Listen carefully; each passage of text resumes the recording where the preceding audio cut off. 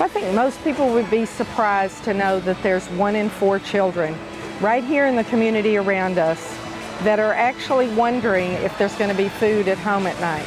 Seniors that have to decide, do I buy the medicine I need or do I buy food tonight for dinner?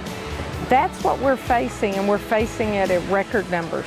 My sister and I, 2 or 3 day stretches, we'd eat just mustard and bread, or that old KO syrup and bread, and that'd be it. Hunger's a really terrible thing.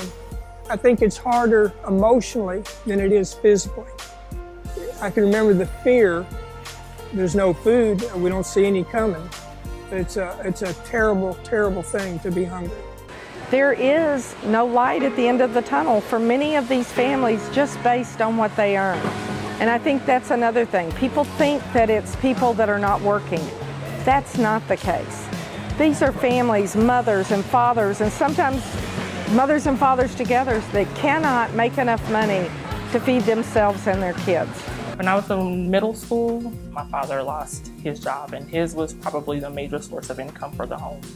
And there were 8 children.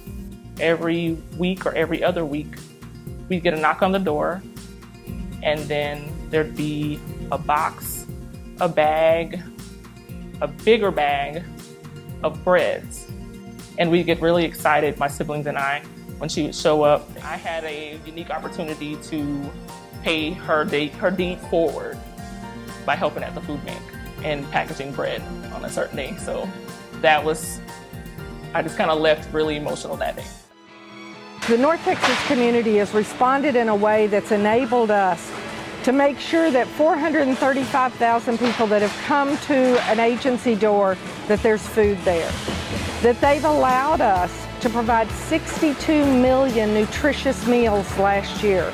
And without the support of this community, whether it's with their dollars or with their time or with their cans of food, we would not have been able to do that, but we did it together as a community. I have 3 grandkids, 2 daughters, granddaughters, and 1 grandson, and my wife. All they're happy because when they get out of school, it's always, do we have a snack today? Like the raisins, the little orange juice, and the little apple juice. That's, can we have a snack before we eat? And that's real helpful to them. I feel real wonderful because I know they're going to bed at night with a full stomach. I know that a child is going home to a hot meal, that a mom who's worked all day and has worried, will I have enough food, will have it. We know that here in North Texas, we need to be providing 92 million, and we want them to be 92 million nutritious meals. We really do have to work hard, and it is about produce. And that's going to be where volunteers are very important to us, because that produce comes in mass quantities, and we're going to bag it and sort it and get it to people in need. And of course, give $1, because $1 can turn into 3 meals for someone in your community. It really does take 1, but we would be happy if you do times 10 and times 10 more. Bring your friends and support the North Texas Food Bank.